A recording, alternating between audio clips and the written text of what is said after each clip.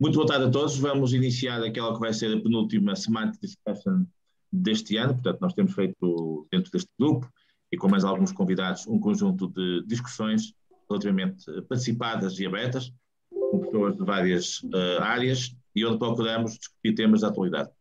Este ciclo que se iniciou em setembro e que vai terminar agora no dia 25 de novembro está centrado em 5 grandes temas. Começámos com o purpose, depois continuámos com a governance. Da última sessão falámos sobre o value, o valor. Hoje teremos, e já vou passar a apresentação muito rápida dos oradores iniciais, a questão do trust, da confiança, e no dia 25 de novembro iremos concluir com a excelência, com uma intervenção keynote do professor Carlos Friais, que todos conhecem, da Universidade de Coimbra, que nos irá falar sobre a excelência. Para falar sobre a confiança, temos hoje 3 oradores de referência que dispensam qualquer tipo de apresentação. Iremos ter, no início, o Jorge Moreira Silva. O Jorge Moreira Silva é conhecido de todos, é uma figura pública. Basicamente, tem feito toda a sua carreira na área da engenharia, economia e tudo o que está associado, para além, obviamente, de uma dimensão política que é conhecida e que já passou por várias fases, inclusive de ministro do Ambiente, no último governo do nosso país. Ele também tem tido uma carreira internacional relevante, esteve na ONU e neste momento está já há alguns anos na OCDE como diretor para o desenvolvimento, uma área absolutamente crítica, que tem a ver, no fundo, com temas fundamentais para o nosso futuro. Ele esteve, na semana passada, também na COP26, também certamente nos falará também desse tema a propósito da confiança. O Jorge Moreira Silva lançou também aqui há alguns anos uma plataforma, a plataforma para o crescimento sustentável, que eu também tenho o gosto de conhecer e que tem sido um think tank muito ativo nestas temáticas para o futuro. Teremos depois, como habitualmente, para comentar a intervenção inicial e dar um testemunho mais prático, 2 pessoas que têm 2 perfis diferentes e em relação às quais esperemos que possamos ter também intervenções muito interessantes. Primeiro, o Pedro Afonso, que é um conhecido CEO do nosso país. Ele já teve várias funções em várias empresas. Neste momento é o CEO do importante grupo francês que temos com nós, o Vinci Energies. Tem posições na área do digital e também na área ligada a tudo que tem a ver com questões técnicas. Uma pessoa também muito ativa do ponto de vista de intervenção pública e que tem, de facto, nesta matéria também feito um trabalho muito interessante. E a Paula Cunha, que tem um percurso ligeiramente diferente, é licenciada em Sociologia, fez um caminho muito grande na área da gestão pública e, em particular, dos fundos comunitários, sendo há uns anos vice-presidente da Comissão de Cooperação e Desenvolvimento Regional de Lisboa e Vale do Tejo e desde há alguns anos é embaixador da Associação Portuguesa de Autores, portanto traz aqui também a perspectiva mais ligada à área da cultura e tudo o que está associado. Depois das intervenções, iremos ter uma discussão aberta entre todos e eu agradecia que pusessem aqui no chat as vossas intenções de falar. Agradeço a posição a todos e passamos imediato ao Jorge Moreira Silva e depois passaremos às outras intervenções. Muito obrigado, Jorge, pela disponibilidade. Muito obrigado, Jaime, pelo convite e é um gosto estar com a Paula e com o Pedro neste debate. Eu espero não esmaçar. O Jaime deu-me 15 minutos, mas eu tenho a certeza que depois das intervenções dos 3, a parte mais vai ser o debate com todos. O tema da confiança pode ser abordado sob um prisma, sob prismas muito diversos. Eu vou tentar abordá-lo no prisma dos governos, da democracia e não tanto na perspectiva da confiança na economia. Esse é um outro tema, mas não é o tema que eu vou abordar por economia de tempo, mas também pelo conhecimento que disponho. A OCDE tem um relatório que é lançado anualmente sobre a confiança nos governos. E o último dado, os últimos dados apontam para o facto de só 45% dos cidadãos dos países da OCDE confiarem nos governos e, portanto, quando digo nos governos é nas instituições que suportam a democracia. No caso de Portugal, nós sabemos, eu não os vou amassar com estatísticas, mas sabemos que há muito tempo que os vários dados que vão sendo apresentados, incluindo os dados do Eurobarómetro, apontam para níveis de satisfação dos portugueses com a democracia que são dos mais baixos da União Europeia e no último ano, de acordo com o Eurobarómetro de maio de 2021, caiu mesmo 16% em menos de um ano, e, portanto já éramos um dos países com níveis mais baixos de confiança na democracia e ainda se assistiu a um retrocesso em apenas um ano.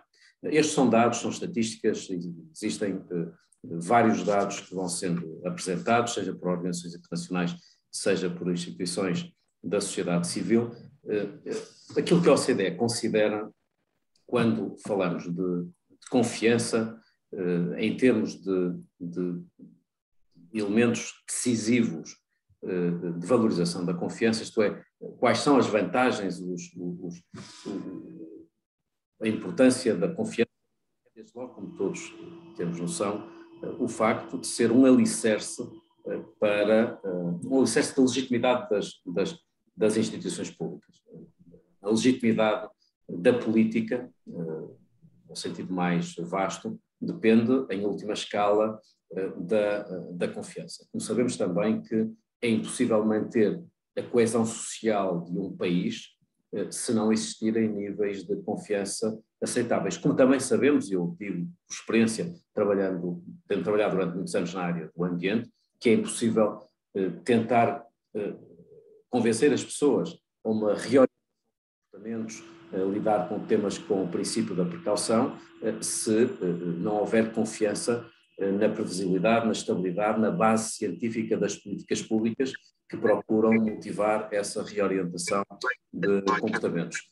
Como também sabemos, e estamos aqui numa plateia que tem muitos líderes empresariais, que a confiança é um elemento decisivo para o investimento, para toda a atividade económica, e em especial, agora que estamos a viver em termos reais a gestão de uma crise global, direi impossível ultrapassar uma crise pandémica ou crise das alterações climáticas ou conflitos se não existirem níveis adequados de confiança, sendo que nós verificamos, tanto em Portugal como noutros países, que o teste de stress à confiança, aos níveis de confiança, foi verdadeiramente realizado durante esta crise, e não foi por acaso que países que geriram pior a pandemia enfrentaram níveis de desconfiança muito mais elevados por parte das populações. Portanto, percebeu-se, em termos muito práticos, a correlação existente entre o acesso à informação, as políticas públicas serem baseadas em factos e em evidência, e os níveis de confiança das pessoas nas decisões que vão sendo tomadas. Em termos práticos, o que é que são consideradas, quais é que são consideradas as dimensões ou os atributos para qualificar a confiança? Isto é, quando se chega a um país, e a OCDE faz a avaliação, como sabem, dos países, é uma das funções que temos, como é que medimos a confiança e as condições para que a confiança seja a mais alta possível? Em primeiro lugar, capacidade de resposta. Isto é, os sistemas têm de ter capacidade de resposta no fornecimento de serviços públicos e na regulação dos serviços públicos. Este é um elemento decisivo para aferir a confiança. Em segundo lugar, a fiabilidade. E a fiabilidade não só na gestão de crises, mas também na antecipação da mudança. Nós tendemos muito a falar em forecast, nós temos que cada vez mais pensar em foresight. É importante, mais do que antecipar ou projetar o futuro, integrar o desconhecido e tentar fazer aquela pergunta what if? O que é que acontecerá se um determinado futuro pode parecer pouco plausível ocorrer? E a verdade é que nós sabemos que crises pandémicas, crises globais, são cada vez mais elementos disruptivos numa sociedade, e é importante que os Estados tenham sistemas fiáveis para a antecipação da mudança. Em terceiro lugar, a integridade. A integridade no uso do poder, a integridade no uso dos recursos, de uma forma ética. No fundo, todas as questões relacionadas com a transparência, com os valores, com os princípios, com a ética, esse é um elemento decisivo. Nós sabemos bem que o populismo se alimenta da desconfiança, e a desconfiança alimenta-se em grande parte da menor integridade que se vai verificando em algumas atividades de política pública. Em quarto lugar, a abertura. um país só tem níveis aceitáveis de confiança se não tivermos uma lógica do nós e do eles, das pessoas dobrarem um papelinho de 4 em 4 anos e os políticos se comportarem de uma forma independente da relação com os cidadãos. Portanto, países que têm níveis de confiança muito elevados são países que, em regra, têm sistemas de participação pública, de envolvimento dos cidadãos na formulação de políticas, mecanismos de accountability muito elevados, que não sejam pro forma, daquelas coisas que se fazem uma consulta pública para cumprir um requisito num procedimento concursal ou num procedimento de avaliação de impacto ambiental. Não, verdadeiramente o nível de abertura que as pessoas querem hoje é um nível que é logo na fase de desenho das políticas. E, finalmente, equidade e justiça.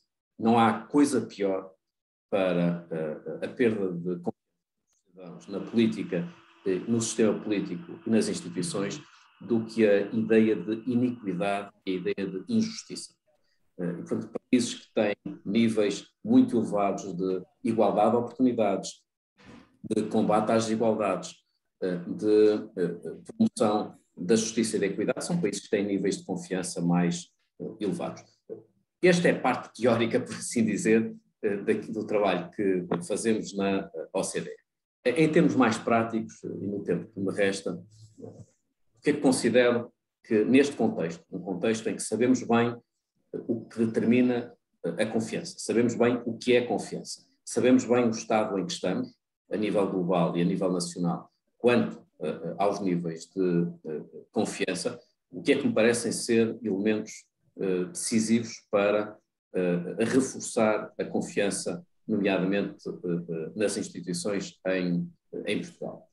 Num contexto em que temos de ter atenção que muito se alterou por via das novas tecnologias e de uma nova lógica de relacionamento dos cidadãos com o seu próprio país. Sabemos hoje que a esfera nacional não é uma esfera suficiente para o nível de pertença global que os cidadãos assumem, como sabemos também que os níveis de interdependência entre todos os países são cada vez mais elevados. Isto para dizer o quê? Que é muito difícil poder dizer que basta que em Portugal se façam as reformas que são necessárias para, de uma forma automática, os níveis de confiança aumentarem, sabendo que nós somos cada vez mais permeáveis a fenómenos exteriores, que nos são também interiores, e somos cada vez mais parte desses fenómenos. Dando um exemplo muito prático. Se verificarem os últimos grandes movimentos sociais de ativismo, não foram protagonizados por nenhuma organização formalizada, isto é, ou sindicato, ou ONG, foram movimentos que foram globais, que foram inorgânicos, foram orientados por causas e que estiveram sempre no limite do inconformismo, isto é, não foram movimentos pensados no desenho de uma política pública de médio e longo prazo, foram movimentos repentinos que procuraram ultrapassar uma injustiça gritante, mas sempre num contexto global. Vou dar os exemplos. Os Fridays for Children, Fridays for Climate, da Greta Thunberg e dos nossos filhos.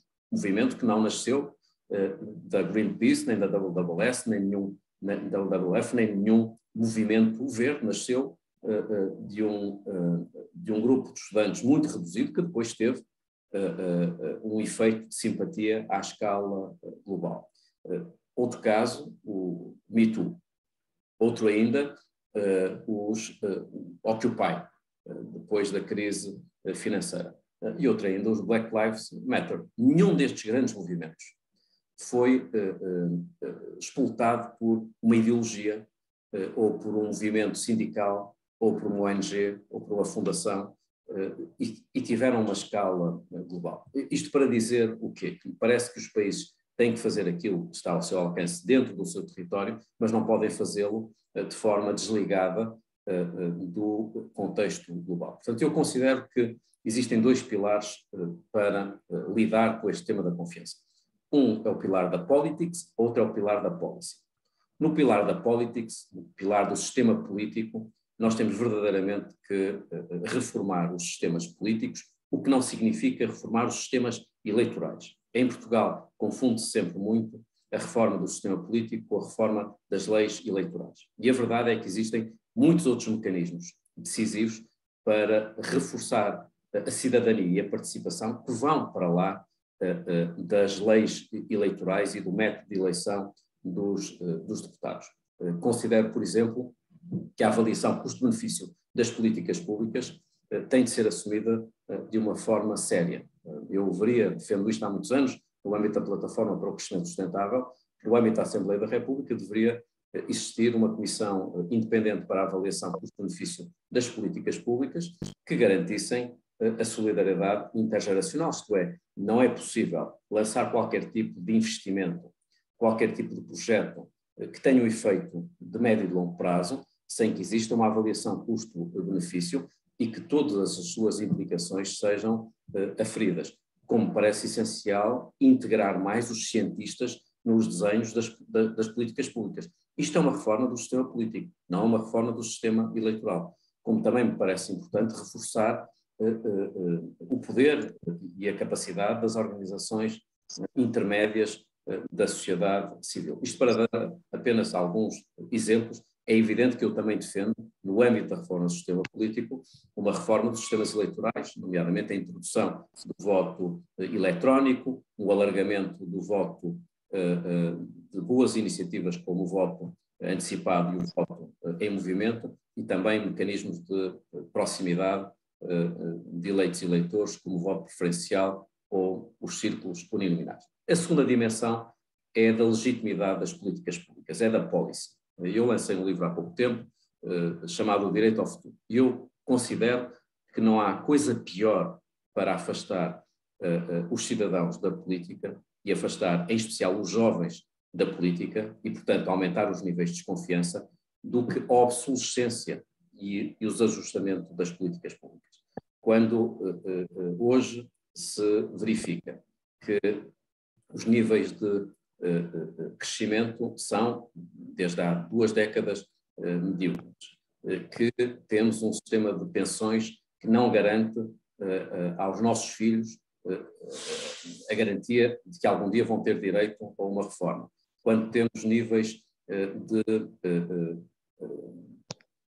de perda demográfica, de envelhecimento da população, que colocam em causa a viabilidade dos nossos sistemas públicos.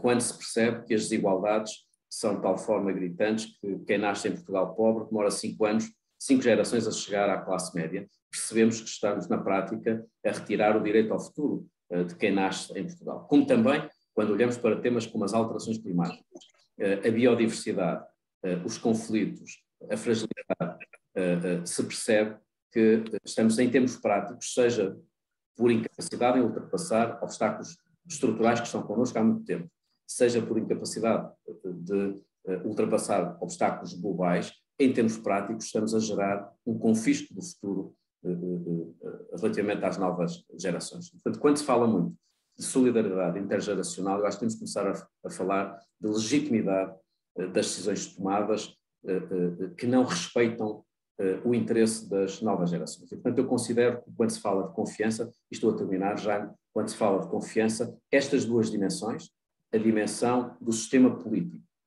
de um sentido mais vasto e que basicamente é o reforço da cidadania, da transparência na vida pública e a reforma das políticas públicas que permitam reabilitar o direito ao futuro nas áreas económicas, nas áreas sociais, nas áreas ambientais, são elementos decisivos, mas é evidente que existem muitas outras dimensões que eu não consegui abordar e mesmo assim acho que ultrapassei os 15 minutos. Obrigado. Muito bem, Jorge, por este enquadramento inicial, de facto bastante completo, como sempre. Passamos agora à dimensão empresarial com o Pedro Afonso, que nos traz aqui certamente uma visão complementar, mais focada naquilo que é a sua experiência nesta área. Muito obrigado, Pedro. Eu penso que o Pedro vai ter excepcionalmente, vai ter um pequeno PowerPoint da apresentação, mas que é bom até para sinalizar o raciocínio. Obrigado. Isso. Obrigado, Jaime. Estão-me a ouvir bem? Sim, sim, perfeitamente. Sim, sim, perfeitamente. E está a ver o PowerPoint? Só para ter a certeza. Sim, estamos a ver. Estamos a ver. Tá? Ok. Pronto, ouvi o Jorge com muita atenção e penso que tudo aquilo que disse, sobretudo na sua primeira parte da intervenção, aplica-se a uma organização, aplica-se a uma empresa. E o meu ponto mais de reflexão, penso que nós nas empresas às vezes tendemos a falar só das coisas bonitas que se passam para fora e as coisas interessantes que fazemos.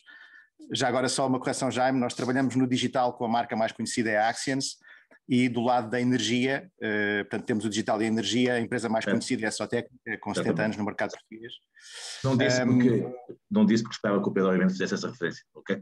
Exato. Pronto, muito obrigado. Pronto, de qualquer forma, eu penso que o que é interessante às vezes é trazermos um bocadinho as nossas histórias, os nossos desafios que temos na nossa vida empresarial.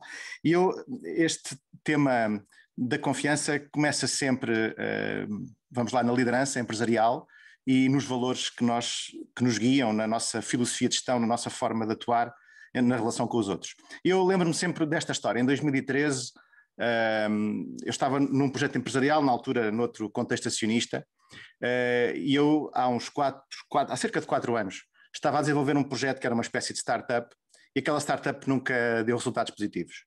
E vocês sabem o que acontece em contexto empresarial quando estamos há muito tempo sem dar resultados positivos. E em 2013 tinha uma espécie de ultimato do acionista da altura, que ou a empresa dava resultados positivos no final de 2013, ou então nós tínhamos que fazer qualquer coisa com ela. E eu lembrei-me, naquela altura estava a viajar imenso, tinha filhos gêmeos pequeninos, e pensei, porque é que não encontramos aqui um mecanismo de vender a empresa a outro acionista que a possa valorizar? Isto foi em 2013, e na altura lembro-me bem,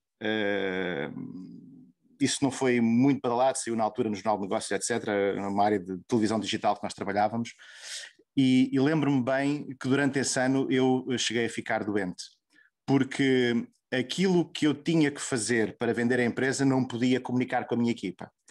E neste mercado, nesta nossa atuação, nesta nossa forma de atuar, nós sempre trabalhamos em empresas e em negócios que precisam permanentemente de motivar o talento a trabalhar connosco. Portanto, nós temos uma lógica e uma abordagem que é garantir que as pessoas gostam de estar connosco. E um dos valores base para que isso aconteça é de facto a confiança, e a liderança tem que ser próxima.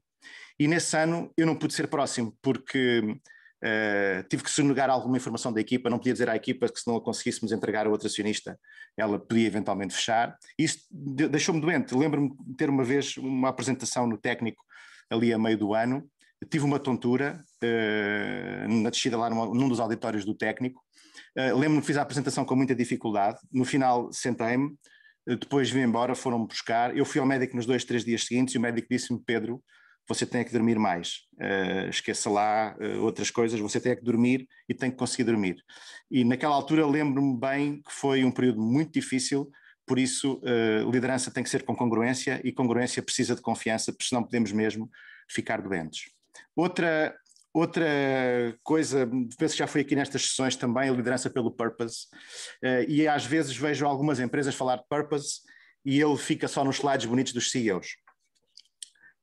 O purpose, numa linguagem empresarial que é sempre muito operacional, é uma linguagem de ação, de fazer acontecer, o purpose tem que ser entregue. Eu costumo dizer que o purpose é um pouco aquilo que fica quando nós terminamos e entregamos um projeto. Portanto, nós temos uma missão, temos um objetivo, e quando nós entregamos aquele objetivo, o purpose é o que fica depois de entregarmos esse objetivo. É o que fica na sociedade, é o que fica naquela comunidade que nós transformarmos a seguir a nós entregarmos o nosso objetivo e a nossa missão. E muitas vezes fala-se de purpose de forma um bocadinho desconexa da ação e da realidade. E também isto, de alguma forma, gera não confiança, ou gera desconfiança.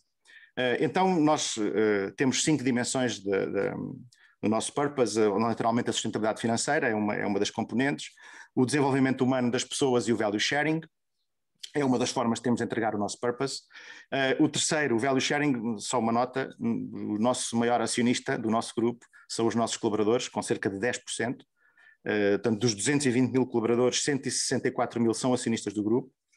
Depois, naturalmente, o nosso Código de Ethics and Compliance, que respeita a lei Sapin francesa, porque o grupo é cotado no CAC 40. A sustentabilidade ambiental e a sustentabilidade social.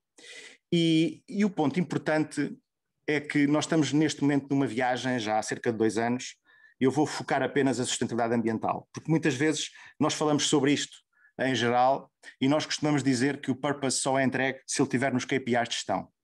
E por isso a sustentabilidade ambiental é já desde este ano medida e comunicada a acionistas para fora, e a partir do ano que vem vai mesmo ser introduzida nos sistemas de incentivos dos gestores a nível global. Por isso, fazer overachievement, e desculpem a linguagem completamente empresarial, fazer overachievement na dimensão financeira, sem ao mesmo tempo entregar aquilo que são as reduções de emissões de CO2, naquilo que nós fazemos, Scope 1 e Scope 2, e também naquilo que nós transformamos com os nossos projetos nos nossos clientes, Scope 3, é absolutamente inviável, e os acionistas não valorizam de todo. Inclusive a nossa ação tem demonstrado valorização desde que nós colocamos neste nosso caminho, neste nosso propósito de garantir que entregamos esta dimensão com concretização e com KPIs específicos que vamos entregando ao longo do tempo e que metemos na ação da gestão. Por isso, o nosso propósito, que é criar valor de longo prazo para todos os stakeholders, colaboradores, clientes e para a sociedade em geral, é de facto algo que entregamos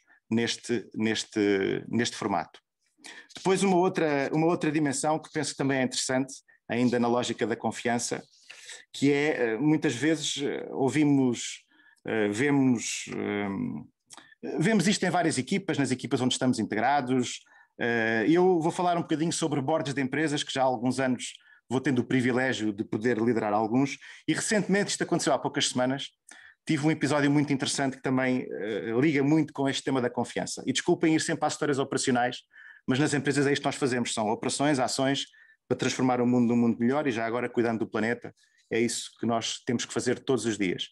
Então, há cerca de 2 semanas e meia, mais ou menos, tinha uma reunião de bordo numa das empresas do grupo, que naturalmente estaria a liderar naquele dia, e abri um ponto de discussão na reunião, que para mim era um ponto simples, que não tinha grande tema emocional à volta daquele ponto. Mas eu abri o ponto, como quem não queria a coisa, de forma ingênua, não é? E o ponto tinha que ver com quem é que faz o quê, portanto, zonas mais territoriais, se quiserem. Eu abri o ponto, bom, e normalmente neste tipo de discussões, quando há diferenças de opinião, eu também sistematizei isto. Eu penso que há 3 fases. Há a fase de nós temos os factos, e olhamos para os factos de uma determinada forma. Depois temos o ponto 2, o ponto seguinte, que é a percepção sobre o mesmo facto. Portanto, 2 pessoas para aquele facto podem ter uma percepção completamente diferente. E normalmente é aqui que os problemas começam, que é quando temos uma percepção diferente para o mesmo facto.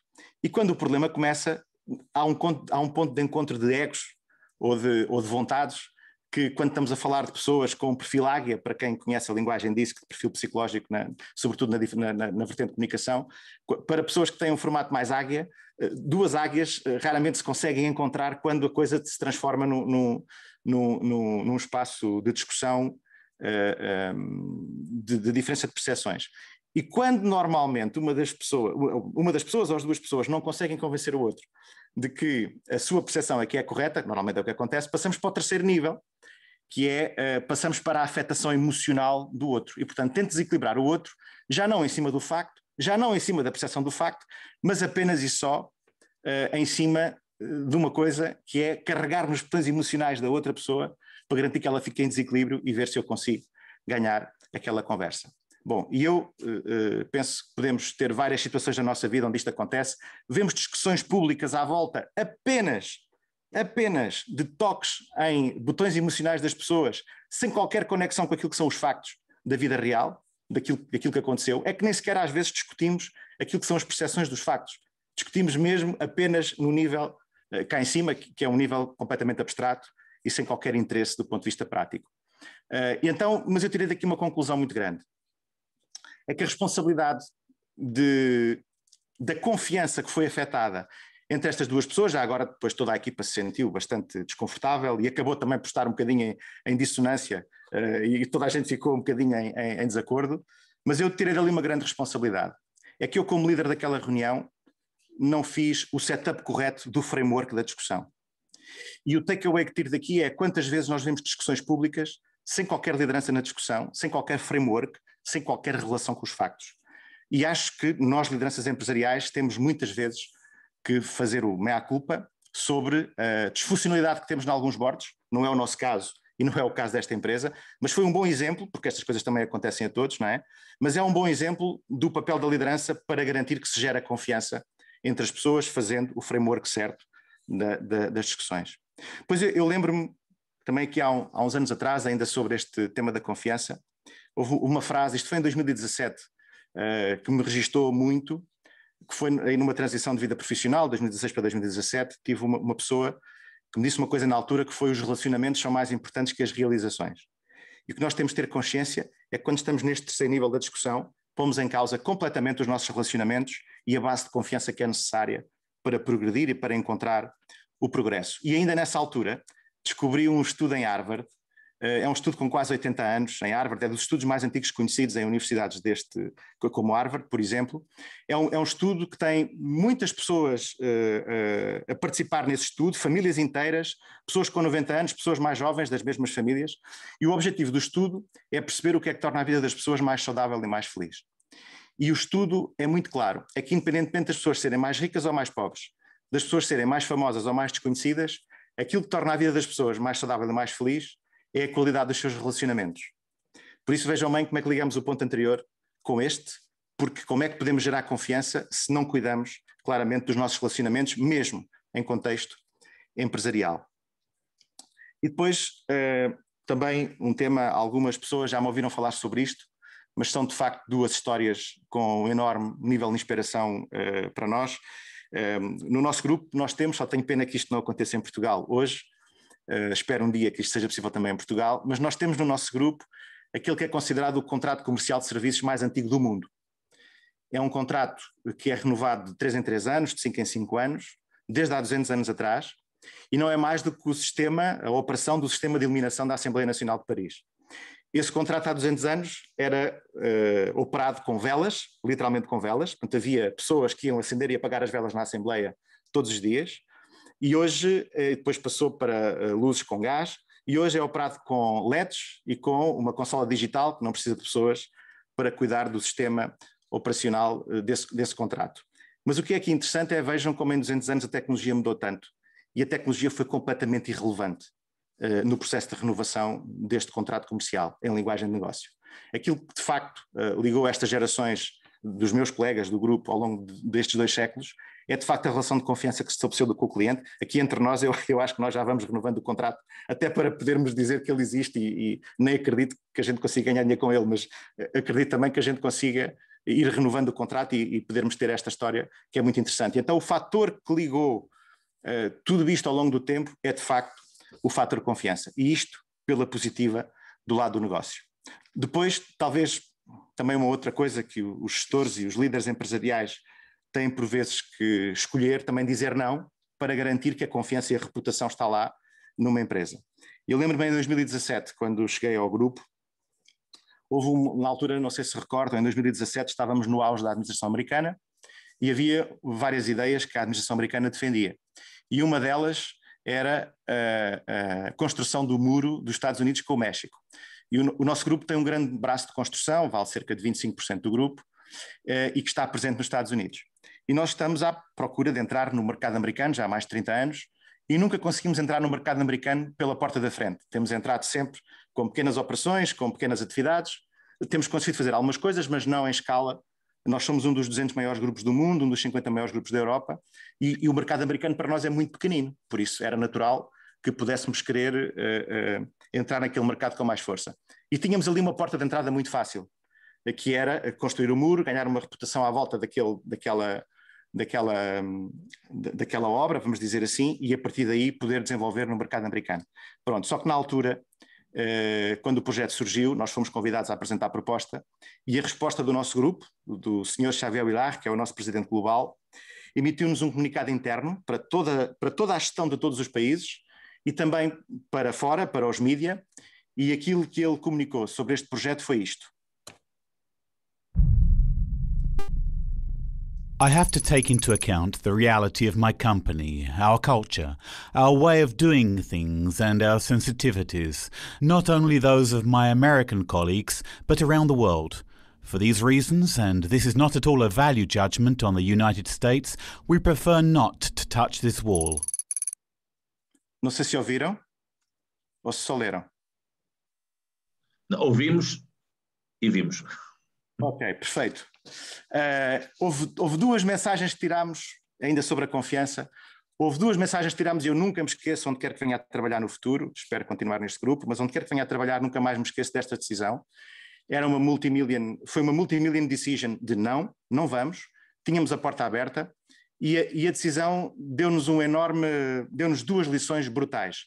A primeira é que no nosso grupo nós não construímos muros, construímos pontes, que é como quem diz, ligações emocionais entre as pessoas. E a segunda coisa é que entre os resultados do presente e os valores de sempre, decidimos sempre com os valores de sempre. E para terminar, a confiança com impacto direto na reputação é um bocadinho como um pinheiro, que demora 50 anos a construir e demora só 5 minutos a arder quando passa um incêndio. Talvez a confiança, e isto é uma reflexão que também podemos ir fazendo entre nós, talvez a confiança não seja uma troca como se fosse uma troca material ou materialista, não seja o que falta aos outros entregarem-nos a nós, porque nós vamos sempre encontrar faltas naquilo que os outros não nos entregaram, no nosso companheiro, na nossa companheira, às vezes até no nosso pai, na nossa mãe, que são sempre as pessoas mais intocáveis desse ponto de vista. Por isso, a melhor definição de confiança que fui procurando ao longo destes anos foi-me brindado uma vez por uma pessoa que ainda hoje trabalha connosco aqui no grupo, e essa pessoa escreveu-nos, a seguir ao almoço, tivemos com discussão sobre estas coisas, e eu peço-vos o favor de ler, são apenas cinco frases.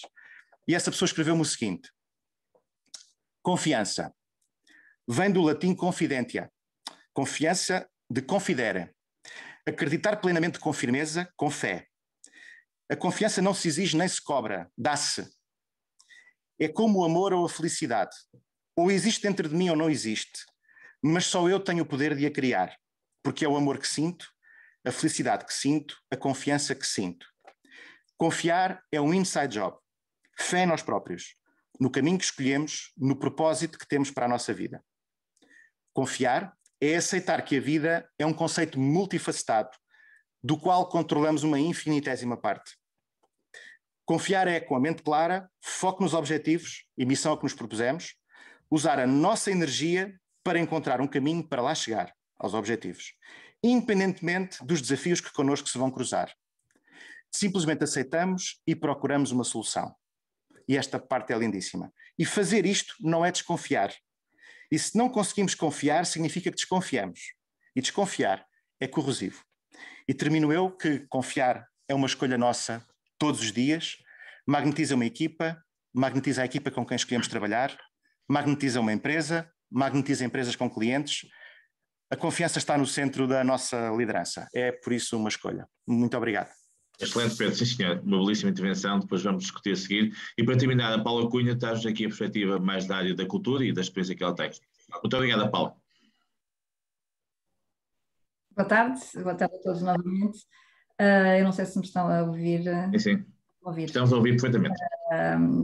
Enfim, antes de mais, um agradecimento muito sincero e louvar tudo aquilo que o Jaime tem feito por estas partilhas, quer no WhatsApp, quer nesta situação, enfim, destas sessões em que temos participado. Eu não tenho tido possibilidades de participar na maior parte delas, infelizmente, mas depois tenho visto e de facto têm sido riquíssimas. E naturalmente agradecer o convite para estar aqui, e estou um bocadinho intrigada depois destas duas magníficas intervenções, o que é que posso acrescentar no que diz respeito a este tema. Eu não vou trazer aqui a minha experiência profissional, foi interessantíssima o caso do Pedro. O que eu trago aqui não tem nada a ver com a Sociedade Portuguesa de Autores neste momento, nem com outras funções que desempenhei antes. Talvez seja interessante abordar aqui, na sequência destas duas intervenções, talvez seja interessante abordar aqui, enfim, a área em que me especializei. O meu doutoramento tem uma especialização em comportamento organizacional e, portanto, talvez seja interessante dar aqui uma abordagem naquele dia se está a estudar relativamente a estes temas e ligando um pouco aos dois, particularmente à questão da liderança que o Pedro abordou e que é indissociável de facto desta questão da confiança, porque a confiança é um construto multidimensional e isto levar-nos-ia aqui dias e dias a discuti-lo. Enfim, darei apenas algumas notas, não vou ultrapassar os 10 minutos relativamente aqui a alguns temas que me parecem interessantes no que diz respeito às organizações e à confiança em contexto organizacional. De qualquer modo, vou só fazer um comentário relativamente à intervenção do Jorge, que achei brilhante, como sempre nos habitua, mas eu reparei, quando ele refere que a confiança é o alicerce da legitimidade das instituições públicas, e eu concordo em absoluto, e citou algumas estatísticas da OCDE. E eu recordo-me que há muito pouco tempo a DECO publicou um inquérito em Portugal, e fez em Portugal e em mais alguns países, sobre a confiança dos cidadãos aos mais diversos níveis, enfim. Mas os portugueses responderam, por exemplo, em relação ao sistema judicial, apenas 82% dos portugueses não têm confiança no nosso sistema judicial para resolver os processos legais dentro de um prazo que consideram razoável, e apenas 9% têm uma elevada confiança na justiça do sistema. Portanto, isto era só para dar uma chega relativamente, e enfim, indo de encontro àquilo que o Jorge disse, porque efetivamente a questão da confiança, os cidadãos têm pouca confiança e têm desconfiança relativamente às instituições, mas como referi, não vou entrar por aí, foi magnificamente bem abordado pelo Jorge e ele tem muito mais dados e muito mais informação. Focando especificamente no contexto da confiança nas organizações, naturalmente que também aqui, e o Pedro indicou isso, é uma variável multidimensional. Enfim, há imensos trabalhos, há imensos estudos sobre a confiança, com inúmeras formas, mas eu diria que talvez a palavra mais subjacente na maior parte dos estudos que nós conhecemos sobre este tema seja a palavra risco. Eu sei que isto é um bocadinho arriscado estar a dizer isto, mas de facto é o que nós temos encontrado mais. Ou seja, eu para ter confiança, eu tenho que ter a vontade, tenho que ter a disponibilidade para correr o risco. Isto parece ser um dos poucos atributos consensuais, ou seja, eu corro o risco quando entrego a minha confiança a alguém.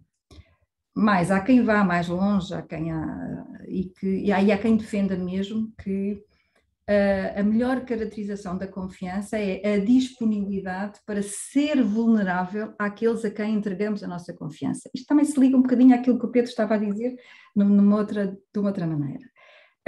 Nós fazemos isto com base na expectativa de que a pessoa em quem confiamos vá agir de acordo com a nossa vontade ou de forma que nos seja favorável, independentemente de nós sermos capazes ou não de a monitorizar, de controlar a sua atividade, a sua ação. E, portanto, começaria com esta nota relativamente à questão do risco, entre aspas. Depois, talvez também recordar que há vários modelos, enfim, como é evidente, ao longo dos anos, e o Pedro referiu um muito interessante, há vários modelos para estudar a confiança nas organizações, mas há um modelo que é relativamente consensual, um modelo do senhor que se chama Mayer, e que é uma referência ainda hoje. Estes senhores desenvolveram um modelo multidimensional de confiança que relaciona a propensão de quem confia com aquilo a que eles chamam a fidedignidade da pessoa em quem se deposita a confiança. E essa fidedignidade assenta em três dimensões. Assenta na capacidade, assenta na benevolência e assenta na integridade. Também foram expressões que já foram aqui usadas. A capacidade, enfim, a capacidade serão as competências, serão as características que permitem a um indivíduo ter influência num determinado domínio. Ou seja, aquele a quem nós depositamos, a quem nós entregamos a nossa confiança, em quem depositamos confiança, poderá ser um especialista em determinada área e, portanto, desse modo nós confiamos nele para aquela área técnica. A outra dimensão é a benevolência, e a benevolência será a propensão daqueles a quem nós depositamos a nossa confiança para fazer o bem relativamente a nós que confiamos, sem que existam motivos egocêntricos da parte dessa pessoa. Portanto, isto também, de certa forma, se interliga com a última intervenção que o Pedro nos trouxe. Por fim, a dimensão da integridade. Poder-se dizer que envolve a percepção de quem confia, de que aquele em quem se deposita a confiança adere a um conjunto de princípios que nós, que confiamos, consideramos aceitáveis. Portanto, a integridade também é outra das expressões que aqui o Pedro já trouxe num outro contexto, mas que em contexto académico e em contexto de estudos organizacionais muito tem sido, digamos, trabalhada. Falar em confiança em contexto organizacional, quando penso nisto, nós tenho associado a um tipo de organização que é designada por organização autentizótica. Esta expressão autentizótica, aparentemente muito estranha, como sabem, vem da conjugação de duas expressões, autenticos, que significa autêntica, merece confiança, com uma expressão que é zooticos, que é essencial para a vida. Nestas organizações autentizóticas, nós esperamos que as nossas sejam, os líderes criam um sentido de propósito para as equipas. E estou a ir de encontro àquilo também que o Pedro referiu e o Jorge também. Através da criação de uma visão para o futuro, de uma descrição vivida, de uma cultura, de um propósito. Os líderes atribuem e dão e entregam à organização essa visão de futuro. E aqui isto significa que os trabalhadores, os colaboradores, sentem que controlam as suas vidas. Eles não se sentem apenas aquilo que tradicionalmente se chama rodas da engrenagem da organização. Não são meros peões.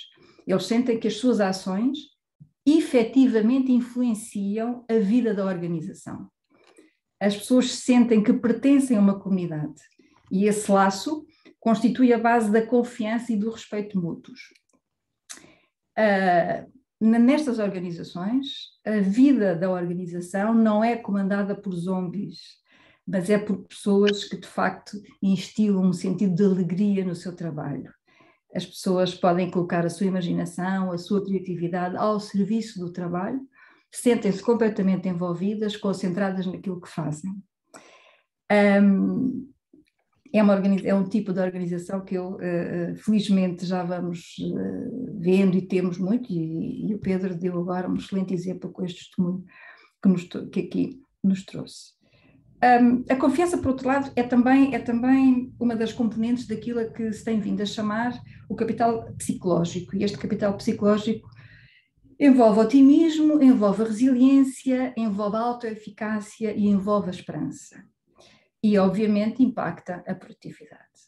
O capital financeiro representa o que nós temos, o capital humano representa o que nós sabemos, o capital social representa o que nós conhecemos e o capital psicológico representa quem somos e em quem nos estamos a tornar, naquilo em que nos estamos a tornar.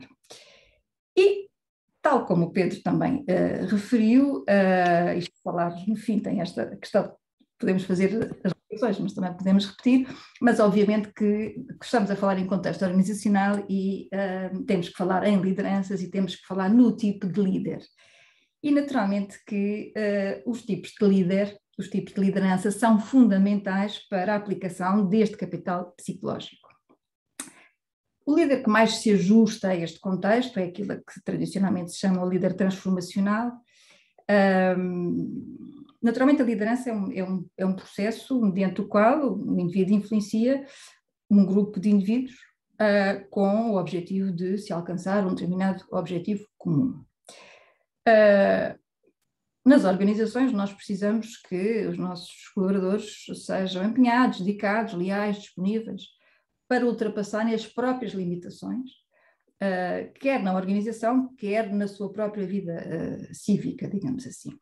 E este tipo de liderança transformacional é um tipo de liderança que vai permitir que o líder consiga levar os seus subordinados, os seus trabalhadores, os seus colaboradores a esse estádio de superação, muitas vezes até de desvalorização dos próprios objetivos pessoais em favor dos objetivos da organização. E é interessante porque nós, de facto, há exemplos concretos deste tipo de liderança e que muito se reproduz e tem impacto muito positivo numa organização. Esta liderança, que eu associo muito à questão da confiança, assenta em 4 dimensões: a influência idealizada, aquilo que tradicionalmente nós chamamos de carisma, uma liderança inspiracional, uma estimulação intelectual e uma consideração individualizada. Só muito rapidamente, pequenas notas sobre estas 4 dimensões. A influência idealizada será o quê? É a capacidade que o líder tem em afetar os seus colaboradores através do seu próprio modelo, através dos seus ideais, dos seus valores, das ideologias que defende, e dessa forma pode induzi-los a comportamentos com um padrão ético elevado, de autossuperação, que muitas vezes eles podem ultrapassar e ir para além daquilo que seriam as suas próprias capacidades. Portanto, é esta influência que é designada a influência idealizada e com a qual o líder garante o reconhecimento, o respeito, a confiança dos seus colaboradores que veem nele o modelo. A liderança inspiracional relaciona-se fundamentalmente com o estabelecimento do significado, também se falou nisso já hoje aqui, do significado e dos desafios para o desempenho do colaborador, o estímulo ao trabalho em equipa. Aqui o líder é capaz de apontar uma visão prospectiva que indique o futuro, que indique qual é o caminho a percorrer, de conseguir destacar os aspectos positivos, atrativos dessa proposta e que serão alcançados mediante a superação das metas, que obviamente têm que ser claramente definidas, e dos limites que naturalmente se colocariam. O líder associa a visão do futuro ao desempenho da equipa e assim estimula o espírito de grupo e o trabalho coletivo. Pedro deu este exemplo ao falar, enfim, do último caso que apresentou. Com a estimulação intelectual, nós temos aqui a relação entre a aptidão do líder a induzir a capacidade de reflexão dos seus colaboradores com a consciencialização dos problemas e a necessidade de ir à procura de melhores soluções criativas, soluções inovadoras. Naturalmente, com o objetivo de ajudar a organização a melhorar. Este líder é um líder que promove a análise crítica, que potencia a descoberta de novas ideias a partir do reconhecimento dos próprios valores e dos seus pensamentos. Com a consideração individualizada, o líder procura perceber quais são as necessidades individuais dos seus colaboradores, tendo em vista o crescimento pessoal e profissional de cada um deles. Ele faz esse diagnóstico e, a partir daí, ele treina e encoraja-os, transfere-lhes responsabilidades e funciona, de certa forma, como mentores. Estou mesmo a acabar, mas ainda dentro deste contexto da liderança e da confiança nas organizações, vou terminar com uma provocação. Estas narrativas sobre os líderes transformacionais são maioritariamente positivas e são bonitas e são verdadeiras na maior parte dos casos. Elas são positivas com a argumentação de que facilitam a inovação, melhora o trabalho em equipa, é verdade. Mas, apesar desta positividade, ela, se for em excesso, pode ter um efeito negativo sobre os líderes. Então, aquilo é que se chamam na academia as narrativas Prozac, estimulam os líderes a acreditar excessivamente em si mesmos, na certeza das suas ideias, das suas mensagens, tornam relutante a consideração de pontos de vista alternativos, diferentes, podem muitas vezes deixar as organizações fragilizadas, quando são colocadas perante problemas inesperados, uma vez que não estavam preparadas para enfrentar crises ou situações adversas, fruto, cá está, de uma narrativa excessivamente positiva. Segundo alguns estudos, e cada vez mais recentes, há estudos muito recentes sobre isto, a positividade é geralmente vista como algo que torna o líder atraente, que lhe confere uma aura de autoridade, de confiança, virados para o futuro, com uma narrativa inspiradora, que aquieta qualquer eventual preocupação dos seus subordinados, como se o caminho estivesse antecipadamente expurgado de dificuldades, fruto do seu papel de líder. Nesse caso, o líder Prozac pode ser negativamente surpreendido devido a, entre outros fatores, excesso de confiança. E terminaria por aqui com esta provocação para lançar a questão para... Bem, Paulo. Obrigada. Excelente e uma belíssima reflexão também, mais conceptual, mas também muito interessante. Nós íamos agora passar aqui a uma discussão, portanto, normalmente tento finalizar aqui alguns testemunhos, algumas questões de pessoas com perfis diferentes e com experiências diferentes. Eu hoje era capaz de convidar o Joaquim da Silva Rodrigues, que está aqui connosco. Foi uma pessoa que teve uma experiência durante muitos anos na Comissão Europeia em Bruxelas e que agora se apresentou da Comissão Europeia, mas mais do que ninguém, ao lidar com fundos comunitários e com fundos europeus, a palavra confiança esteve sempre na sua agenda. Quer fazer um pequeno comentário, Joaquim, uma coisa breve e alguma pergunta aos três oradores? Não estamos a ouvir. Não estamos a ouvir agora. Com certeza, muito rapidamente. Estão-me a ouvir agora? Estamos, obrigado. Sim. O Joaquim está a falar de Bruxelas, né? Penso eu, né? Está a falar de Bruxelas. Vou falar de Bruxelas. Muito bem. Já de reformado. Eu vou falar sob controlo de três pessoas que estão aqui nos participantes, o Jaime Quezado, a Paula Cunha e o Francisco Sousa Soares, que já ouvi alguns por aqui. Eu ouvi com muita atenção o Jorge Moreira da Silva e o Pedro Afonso, e claro, a Paula Cunha, e tenho aqui uma pequena nota a fazer, muito pequena.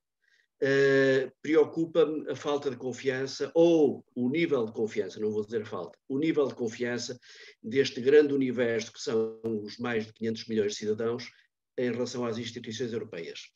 Se pegarmos no elenco do Jorge Moreira da Silva para os seus indicadores de confiança, a capacidade, a fiabilidade, enfim, tudo, a integridade, eu atrevo-me a dizer, mais uma vez, sob controlo destes três comparsas no meu passado, e como sabem, eu estive sempre ligado às políticas públicas em Portugal, não é?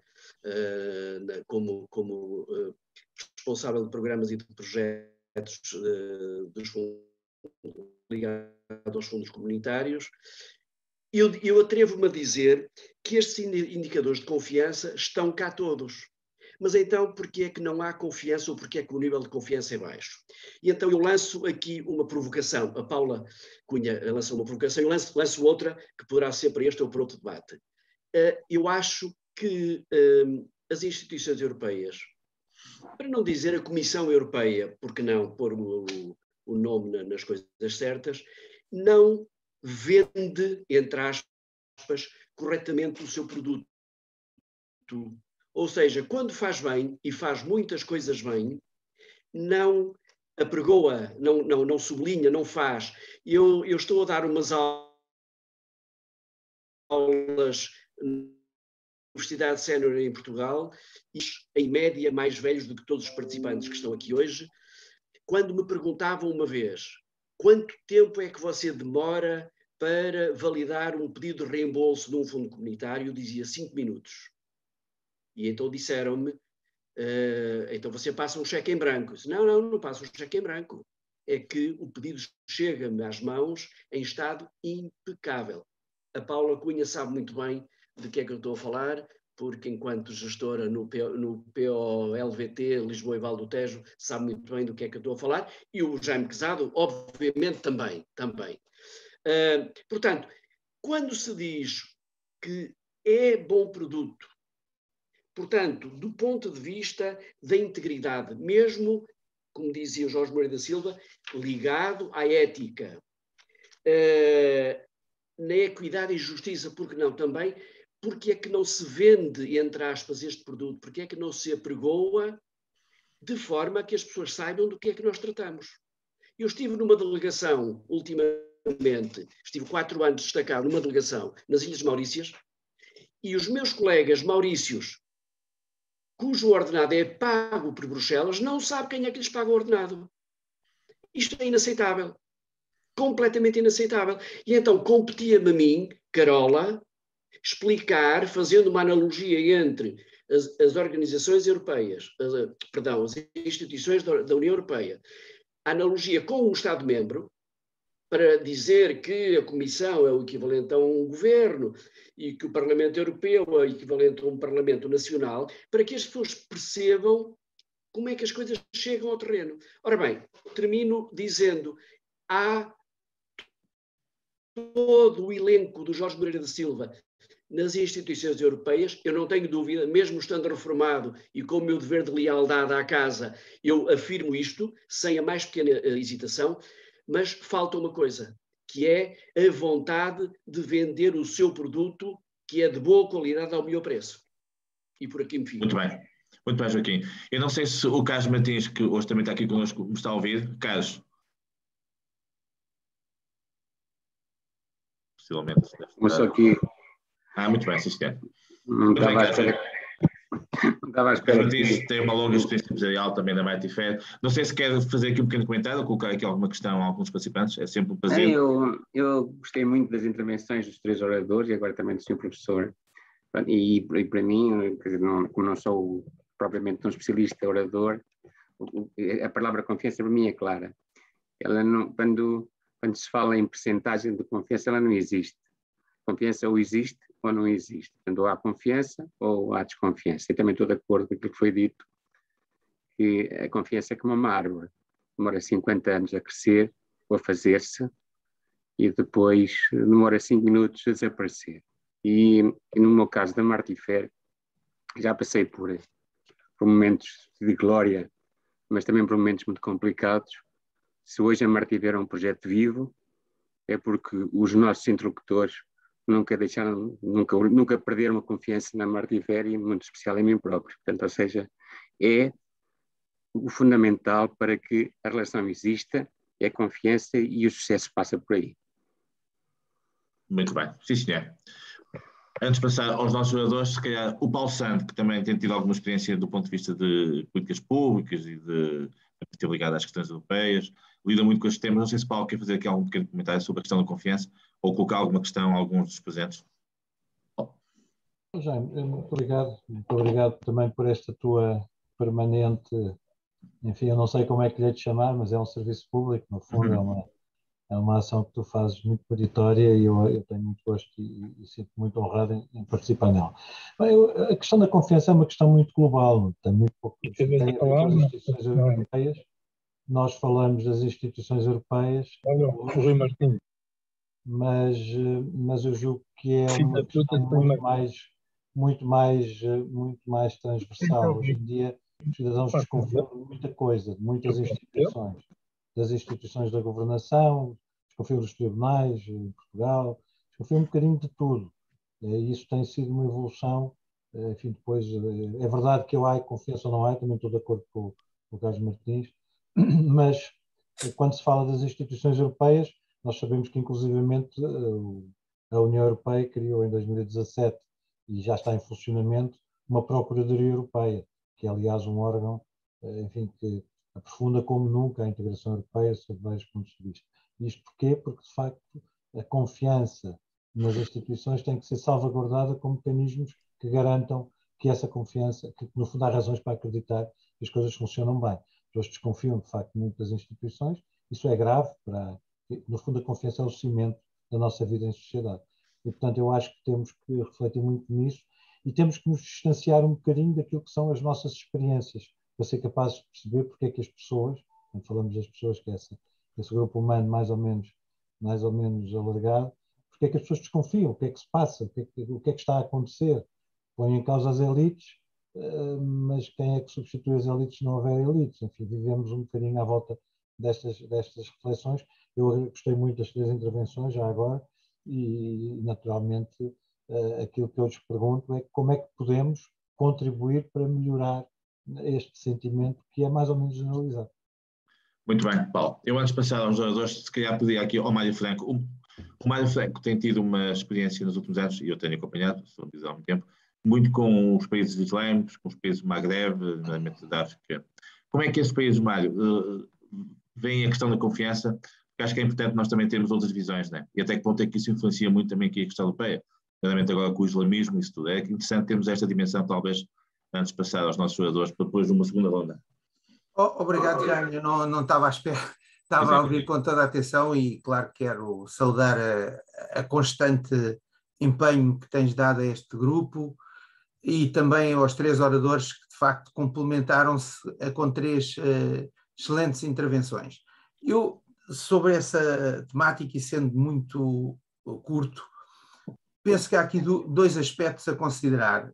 O primeiro é que, na minha opinião, a questão da confiança tem a ver com um tema que foi aqui abordado de certa maneira pelos 3 oradores e tem a ver também com o projeto que está em causa. Ou seja, não acredito que a confiança se conquiste apenas por mecanismos operacionais, sem haver um quadro geral que lidere essa dinâmica de confiança.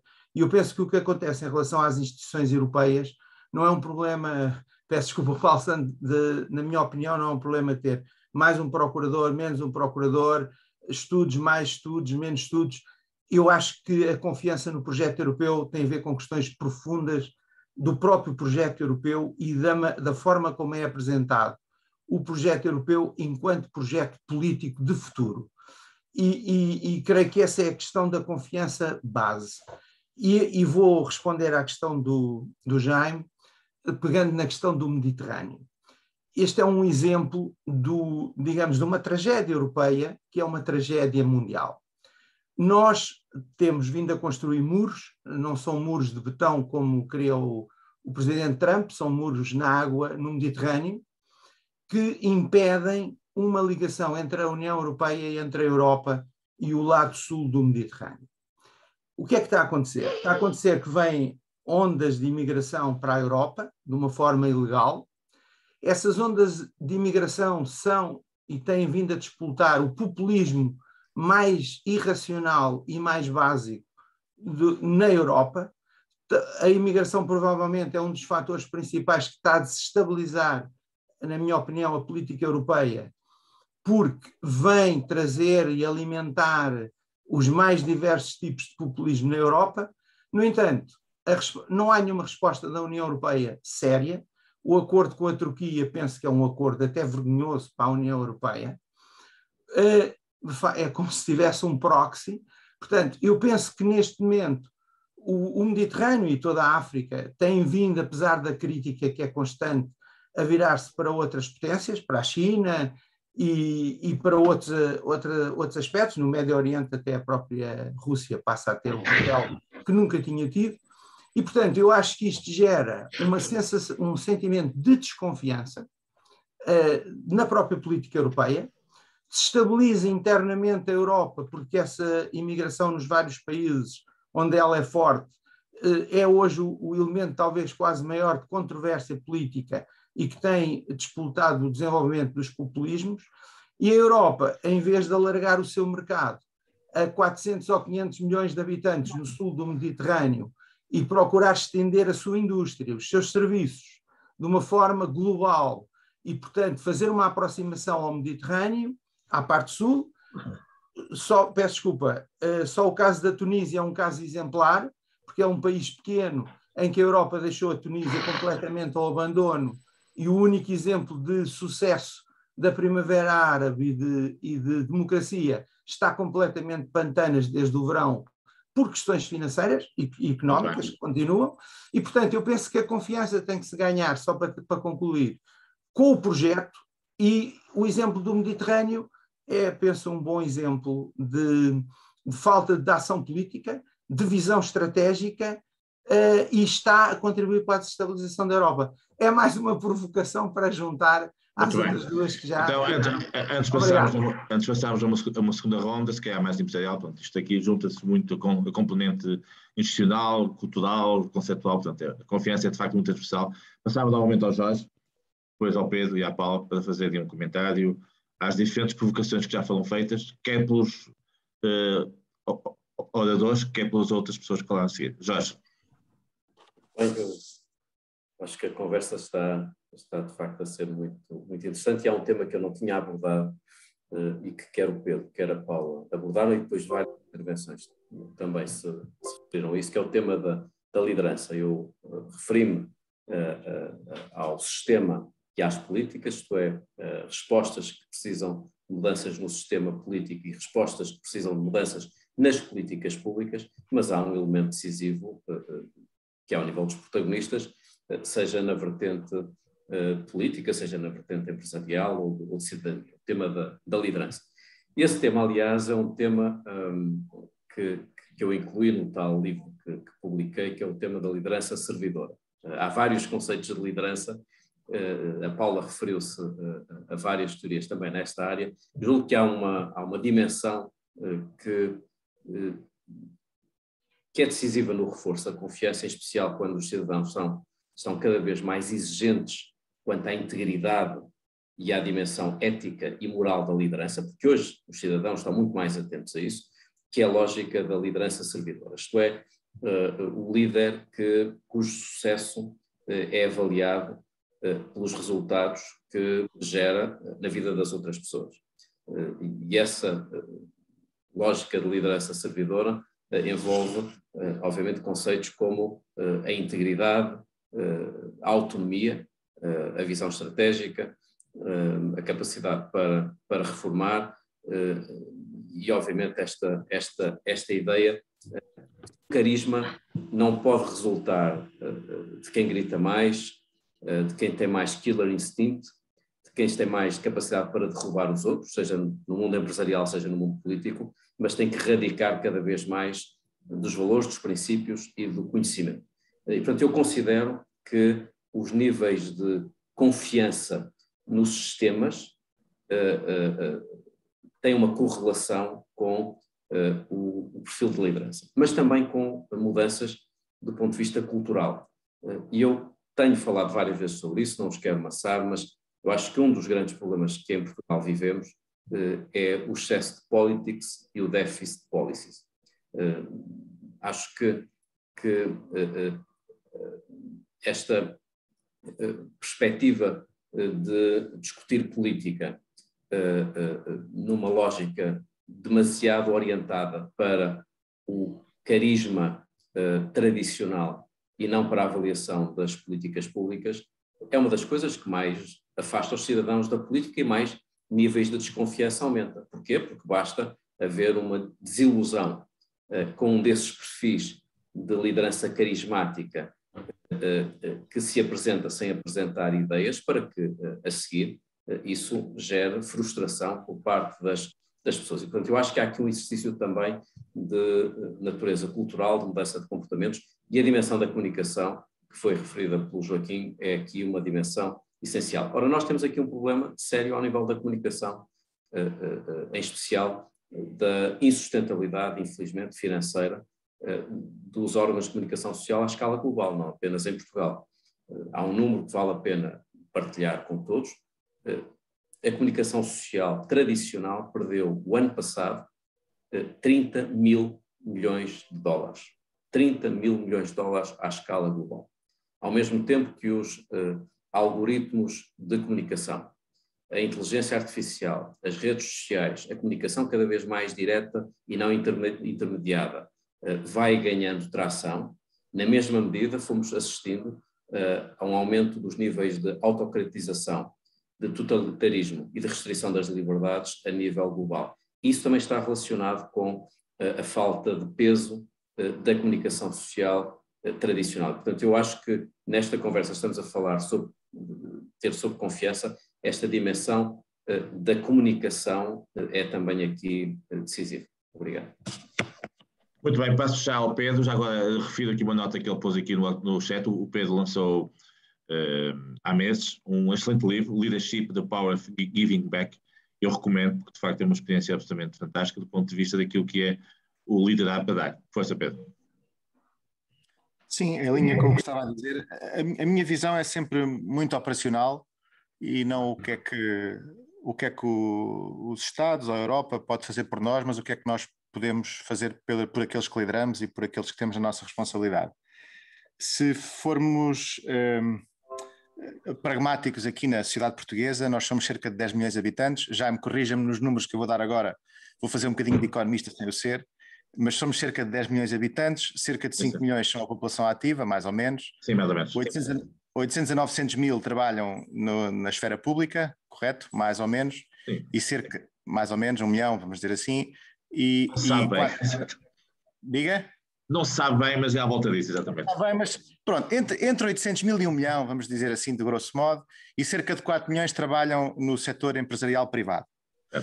E, portanto, estes 5 milhões, em princípio, têm que produzir, ou estes 4 milhões, vamos dizer assim, têm a obrigação de produzir, é esse o seu desígnio, de produzir, através dos impostos, das empresas e das próprias pessoas, para garantir que há um Estado que funciona, com serviços e com distribuição de riqueza às pessoas, e que os 5 milhões que não são população ativa também têm uma vida digna dentro daquilo que são os padrões que nós idealizamos para a Europa e para Portugal de alguma forma. Pronto, isto é a vida em geral, como nós a temos desenhada, e isso não vai mudar de um ano para o outro, não vai mudar de um mandato para o outro, demora gerações a alterar-se, se é que há alguma alteração de facto a fazer. Pronto, dito isto, isto é o que é prático e é o que é pragmático, é isto. São 4 milhões de pessoas que trabalham no setor privado, cerca de até 1 milhão no setor público e outros 5 milhões que não são população ativa. Quer isto dizer que chegam às empresas todos os dias 4/5 das pessoas que trabalham no país. E isto significa, isto é a minha visão do mundo, e pode haver discordâncias naturalmente, e tenho colegas e amigos que discordam daquilo que eu vou dizer agora, mas eu acredito que há um papel que nós nas empresas podemos ter para garantir até a saúde das próprias pessoas, a saúde em sentido lato, e isso tem muito que ver com as condições que nós lhes damos para terem uma vida plena e uma vida completa. E eu não vou falar de felicidade, já desisti de o fazer, porque de facto as pessoas são felizes ou não felizes depende de si próprias e depende de contextos pessoais que nós não podemos de forma nenhuma, em primeiro lugar não devemos ter acesso, não podemos e não devemos ter acesso e não queremos, e em segundo lugar há muitos contextos pessoais que nós não dominamos e cada pessoa tem a sua vida e isso deve ser naturalmente respeitado. Portanto, eu penso que nós nas empresas não devemos tentar que as pessoas sejam mais felizes, temos é que dar todas as condições possíveis para que as pessoas tenham uma vida mais plena, mais realizante, e com isso tocamos a sociedade de alguma maneira num formato um pouco melhor. E é dentro desta perspectiva, dentro desta matriz, já agora há uma boa parte de colegas meus que pensam de outra forma, porque acham que o Estado deve assegurar um conjunto disto que eu acabei de dizer, e eu acho que não, porque acho que as empresas são uma célula na sociedade, são uma célula próxima das pessoas, e se pensarem, as pessoas passam a maior parte do tempo a trabalhar para as empresas, trabalham 8, 9 horas por dia, ou 7 a 9 horas por dia, dependendo do tipo de trabalho que tiverem, e por isso 1/3 da sua vida é dedicada às empresas. Portanto, é nesse espaço celular e pequeno, curto, rápido, concretizável, onde nós tomamos decisões e acionamos as decisões. Portanto, não precisamos de grandes decisões macro, com muita gente alinhada, a gente consegue tomar decisões rápido, temos meios para isso e temos as pessoas connosco.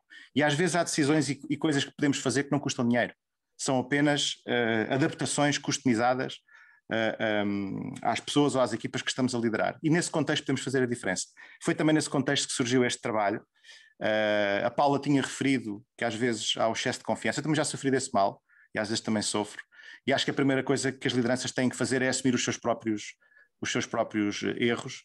E há 2 anos atrás, há 3 anos atrás, iniciei um trabalho com 3 pessoas fora do nosso métier, portanto, com uma neurocientista, que é a Luísa Lopes. Ela trabalha no Instituto de Medicina Molecular da Universidade de Lisboa, é grupo líder do Instituto de uma área de investigação no Instituto de Medicina Molecular, com o filósofo e professor António de Castro Queiro e com a mestrina Joana Carneiro, que é talvez dos 3 a pessoa mais mediática neste sentido. E foi um trabalho sobre liderança, precisamente, e foi no sentido de ouvir pessoas diferentes daquelas que nós ouvimos todos os dias no nosso métier, até diferentes das lideranças empresariais. E há uma coisa que estas 4 pessoas têm em comum, é que têm o exercício da liderança na sua própria profissão, independentemente das áreas que trabalham. E então é muito interessante, talvez só 1 minuto sobre ou 2 minutos sobre isto. A Luísa Lopes traz-nos um tema das neurociências que é brutal para aquilo que são as organizações, do meu ponto de vista, que é nós quando nascemos somos biologicamente egoístas. Ou seja, nós choramos para comer, choramos para dormir, choramos para tudo e mais alguma coisa. E se pensarem, uma empresa é exatamente assim. Quando ela nasce, e temos aqui pessoas que são empreendedores pela sua natureza, sabem o que é manter uma empresa viva, ter a preocupação de todos os meses arranjar dinheiro para pagar ordenados, para não falhar com compromissos, ter a banca tranquila. Portanto, toda a carga que um empresário tem todos os dias, que é garantir que aquelas centenas de postos de trabalho estão asseguradas e que têm uma cara ainda capaz de dar às pessoas todos os dias. Isso é muito difícil e é muito duro. Por isso é natural que as empresas ao arranque, quando elas começam, sejam biologicamente egoístas. Mas depois, tal como as pessoas, ao longo do tempo, o nosso processo educativo pode nos transformar e, de facto, servirmos mais do que nos servirmos daquilo que o poder nos dá. Porque, de facto, trabalhar numa organização com alguma dimensão dá-nos muito poder. E nós podemos usar esse poder para servir os outros ou podemos usar esse poder para nos servir a nós. O António Queiro traz uma outra coisa muito interessante, que é os reis da Grécia Antiga escolhiam as lideranças, escolhiam os reis das comunidades em função do que sabiam dos humanos e não em função do que sabiam da técnica. E todos nós, eu falo por mim também, fomos um pouco promovidos pela competência técnica que fomos tendo ao longo da vida e não tanto por aquilo que sabíamos dos humanos. Alguém nos perguntou na nossa carreira quanto é que nós sabíamos dos humanos, até porque isso não é quantificável. E depois a mestrina Joana Carneiro, por fim, só para fechar, desmistificou o tema da hierarquia na liderança, e o que ela diz é que não há arte bonita numa orquestra sem haver liderança hierárquica numa orquestra em momentos da verdade. E nós hoje tendemos a democratizar muitas decisões, e de facto em 99% do tempo temos que ter decisões democraticamente aceites, mas se calhar em 1 ou 2% do tempo há decisões que alguém tem que tomar a decisão, porque senão no fim o todo não faz sentido. Pensem numa orquestra, é exatamente assim. Excelente, Pedro, sim senhor. E agora, Paula? Não sei se ouviu, Paula. Paula, não sei se... Estou a tentar ligar... Muito bem. Eu estava a ouvir nesta intervenção final e estava a sorrir, porque de facto não há coincidências, há coincidências que quase que parecem combinadas. A minha tese de doutoramento foi precisamente sobre liderança e comparando, fazendo uma metáfora entre os artistas, os autores da vida artística e os líderes empresariais. Aliás, está aqui presente pelo menos 1 ou 2 que foram entrevistados, que eu tive o privilégio de entrevistar. E, de facto, a conclusão a que se pode chegar, e a que nós chegamos, enfim, muito validada, vem precisamente de encontro a isto que o Pedro estava a referir. Muitas vezes tem que haver uma componente naquilo que a teoria chama narcisista, com toda, entre aspas, e com todas, e desligado daquele conceito e da carga negativa que a palavra narcisista tem, mas de facto muitas vezes a decisão do líder é uma decisão isolada, e isso para mim isso ficou muito claro, e por muitas situações, por muita democracia que exista, depois há o exemplo da orquestra. Eu lembro-me, um dos maiores produtores, realizadores portugueses diziam, bom, eu quando estou a filmar eu tenho uma ideia de como é que quero que o meu autor interprete, e eu perguntava, então, mas isso, e ele vem com uma ideia diferente, e nós perguntávamos, então, mas e como é que é? Eu é que sei como é que quero, não é? Tenho outro que me dizia, eu tenho uma banda, e sou muito democrata, porque eu ouço os meus músicos todos. Cada um tem uma opinião, porque o baixo tem uma opinião, o piano tem outra, etc. Mas depois quem está em cima, quem está no topo da pirâmide é que tem a versão global, e portanto, no fim, é de facto, a decisão final é a minha, ouvindo, obviamente tentando integrar as vertentes todas. Bom, não me vou alongar aqui, mas era só porque de facto esta coincidência. Não entrevistei a Joana Carneiro, é uma pessoa que eu aprecio muito. Eu queria só fazer um comentário, talvez, enfim, arremate. Quando eu ainda pensei em fazer um pequeno slide para esta sessão, tinha pensado arranjar um triângulo, porque para mim a confiança, vista numa outra perspectiva, poderá assentar em 3 Cs. o C da credibilidade, o C da coerência e o C da confiança, da comunicação. Credibilidade, coerência e comunicação. Não tanto, não só na ótica da comunicação que o Jorge referiu, a comunicação social, mas da comunicação efetiva. Em termos globais, nós, de facto, muitas vezes a desconfiança existe, ou a não participação, ou o não envolvimento das pessoas, parte muito de não sabermos comunicar. Isto também tem muito, enfim, já há várias intervenções aqui referiram isso, o que é que se pode fazer? Eu acho que uma das atitudes e uma das medidas importantes e uma das coisas que se podem fazer é, de facto, conseguirmos comunicar melhor. E nós temos exemplos concretos relativamente a isso muito recentemente, por exemplo, no que diz respeito à pandemia, enfim, porque é que temos uma taxa de vacinação como a que temos e porque é que agora já estamos com a situação que estamos, porque é que em Inglaterra a situação é aquela que todos conhecem, e portanto há aqui situações que é a comunicação em termos globais, em termos nacionais, em termos políticos, sociais, etc., mas também numa organização é fundamental, e portanto, enfim, estão aqui pessoas com imensa experiência a esse nível. Portanto, eu assentaria, se tivesse que fazer um triângulo, assentaria a confiança a 3 níveis: na credibilidade da mensagem, na coerência da mensagem e na comunicação da mensagem. Portanto, seria assim que eu definiria. Este é Paulo. Penso que a Helena Freitas está aqui connosco também. Não sei se está em Coimbra, mas pronto. Estou aqui. Por acaso estou em Lisboa, que vinha uma reunião da Coimbra. Penso que também quer fazer um pequeno comentário. Força, Helena, por favor. Queria também agradecer ao Jaime a sua persistência e, portanto, a oportunidade que nos vai dar. É um prazer. E de facto ouvi também muito, tipicamente revejo muito nas posições do Jorge e na leitura que ele faz também da policy, e por isso também queria fazer aqui só 2 ou 3 comentários que me foi suscitado pelas observações gerais, e uma delas parece-me que a situação que nós também vivemos, eu acho que é um erro colocar a esfera da pública, portanto, e da intervenção pública e da administração pública, digamos, à parte de todo o resto. E de facto, quer dizer, eu fiquei aqui muito chocada com, por exemplo, quando pensamos que, enfim, que a atividade empresarial ou privada que é produtiva, por oposição à administração pública, que é como se fosse improdutiva de alguma forma. Portanto, são indicadores distintos, é uma prestação necessariamente distinta, mas a administração pública, em particular a portuguesa, no seu conjunto, é muito produtiva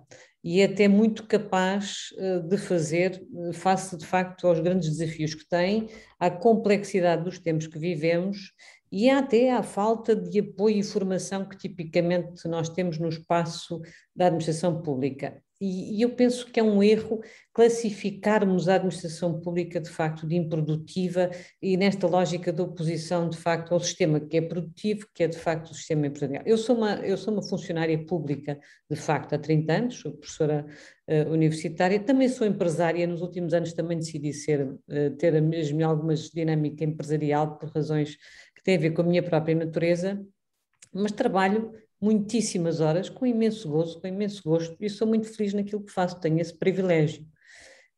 Acompanho, de facto, muita gente extraordinária, muitos jovens extraordinários, que são altamente produtivos, altamente capazes, mas fizeram uma escolha de carreira, que é uma escolha que eu até penso que é uma escolha muito, muito interessante. Designadamente, eu tenho uma unidade de investigação que tem 300 investigadores, dos quais 150 são jovens, são doutorados, e muitos deles, de facto, são jovens que vivem uma situação tremenda de precariedade, mas que, apesar dessa precariedade, é uma escolha profissional, que é uma carreira que de facto, que é muitíssimo bonita e muitíssimo relevante. Ainda hoje estive na Gulbenkian a discutir exatamente a questão pandémica e o papel que a ciência teve, e contavam-me vários colegas do ITQB, do IMM, de uma série de instituições, do IGC, etc., de facto, grande parte da resposta portuguesa, de facto, passou muito pela generosidade de muitos destes jovens, que para além do trabalho que tinham que fazer para poderem depois corresponder ao fim do período curto que têm de bolsa 3 anos da sua prestação, têm também que passaram 3, 4, às vezes horas de noite, de facto, envolvidos em lógicas de parceria para dar resposta à testagem e à produção necessária, de facto, à resposta nacional para a pandemia. E, portanto, de facto, estas pessoas são pessoas de uma qualidade de liderança extraordinária. têm os seus contextos e falta-lhes de facto, porventura, digamos, as plataformas que precisaríamos mais organizadas, é certo, para poderem de facto dar outros saltos. Eu não queria também aborrecer-vos com isto, mas apenas dizer que neste contexto também, que de facto nós hoje vivemos uma profunda crise de desconfiança que é muito, em grande medida, resultante exatamente do posicionamento do Estado. E nesse sentido, muito de acordo com aquilo que o Jorge dizia, de facto hoje, de uma forma geral, os Estados são vistos com uma profunda desconfiança por parte dos cidadãos, por parte das comunidades, e esse é um momento novo na vida, na civilização. Isto é um momento civilizacional completamente novo, disruptivo, que nos vai levar a uma transição que ainda todos não sabemos qual será, mas que é absolutamente fundamental encontrarmos no papel que o Estado tipicamente desempenha e sempre desempenhou, digamos, alguma entidade ou algum outro tipo de estrutura, de modelo de governança que de facto corresponda a esse papel que o Estado tipicamente vem desempenhando, quer dizer, ao longo da nossa história, da história humana, é realmente uma coisa absolutamente indispensável, mas eu estou de facto muito convencida que se não encontrarmos uma solução de confiança para esse espaço de organização coletiva, não é, que responde exatamente àquilo que deve ser também o papel estruturante do Estado, nunca vamos conseguir resolver a nossa crise de confiança. E, portanto, eu gosto imenso que os nossos empresários sejam líderes fantásticos e muito confiantes e determinados, mas penso de facto que é muito importante também cuidarmos do Estado, cuidarmos do facto do bem comum, não é? E esse também passa de facto, e sobretudo num tempo de profunda desigualdade, de tanta complexidade, em que os problemas têm um caráter sistémico e todos temos consciência disso, realmente nós precisamos ter um pilar público que se revela e continua a revelar consistência, portanto, e força, de facto, promotora, no fundo, também dos equilíbrios societais. E, portanto, era nesse sentido que muito bem. Está gostaria muito que não puséssemos um contra o outro, não é? Mas que, de facto, tivéssemos um olhar mais inclusivo daquilo que é a esfera pública de intervenção do Estado e aquilo que é a atividade empresarial. Eu não sei se me preciso explicar, mas de qualquer modo... Eu antes de passar depois ao Jorge, ao Pedro e à Paula, precisamente querem fazer uma nota final de síntese, passo também aqui ao Paulo Faustino, que tem estado também aqui na organização destas sessões. Paulo, se quiser também fazer uma pequena nota, breve, já estamos muito em cima da hora. Antes de mais, boa tarde a todos. Uma vez mais é um prazer estar aqui a participar nesta iniciativa, digamos, liderada e coordenada pelo Jaime Pesado e com o apoio da Mídia 21 e da Faculdade de Letras da Universidade do Porto. Bom, de facto aqui discutiram-se muitos temas e a discussão é tão rica que é difícil selecionar aqui as ideias, mas para ser muito breve, destacaria aqui 2 ou 3 ideias, embora muitas outras evidentemente mereciam aqui alguma discussão mais aprofundada. Bom, desde logo, evidentemente só a liderança por si só é um tema que nos levaria aqui uma eternidade a discutir.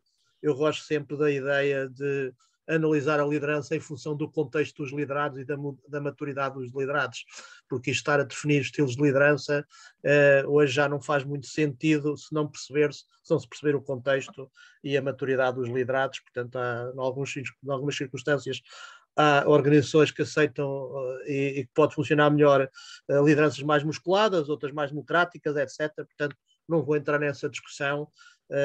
Digamos, de qualquer das formas, evidentemente que o que é preciso aqui reter, na minha opinião, é perceber que a sociedade de facto funciona, toda a sociedade, as organizações, as pessoas funcionam efetivamente por convenções. No fundo, toda a sociedade está estruturada em convenções, desde a moeda, desde aquilo que são, digamos, o papel de cada uma nas organizações e na sua vida pessoal. Portanto, e uma convenção pressupõe confiança.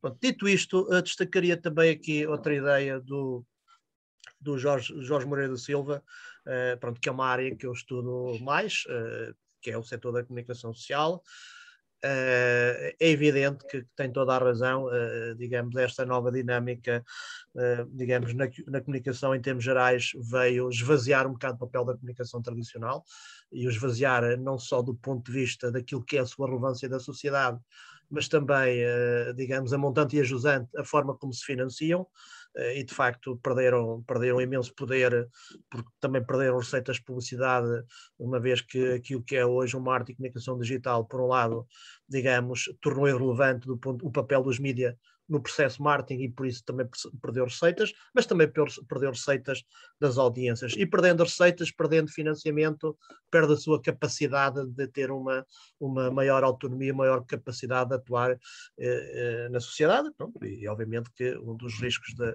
facto todos nós identificamos, e que foi aqui sublinhado pelo Jorge Moreira da Silva, de facto hoje as pessoas são muito desinformadas porque a comunicação não é editada, não é filtrada, portanto é tudo com base no algoritmos, e de facto isso carece de uma grande regulação e desafios regulatórios que não são fáceis. Aliás, a sociedade de uma forma geral, o Estado, o próprio Estado de uma forma geral tende a estar mais desregulado, e há de facto desafios de regulação muito fortes, incluindo na comunicação, digamos, e na internet. Portanto, essa era uma ideia que eu queria sublinhar. Outra ideia que eu queria sublinhar aqui era, de facto, também a questão das indústrias da tese da Paula Cunha. Obviamente que o tema que falou é um tema que também me é muito caro, no sentido em que a liderança, de facto, aplicada às organizações criativas e artísticas, carece de especificidades, algumas especificidades, porque não é comparável em muitas circunstâncias, nomeadamente porque o que motiva mais nas organizações culturais e criativas, por vezes, é mais o projeto, a possibilidade de criar, ter alguma criação artística, a própria visibilidade pública, e, portanto, aí, digamos, são organizações que normalmente não requerem ou não aceitam tão bem estilos de liderança mais organizados, mais hierárquicos, etc. Portanto, eu acho que esta questão da liderança varia muito, e repito a ideia que falei ainda há bocado.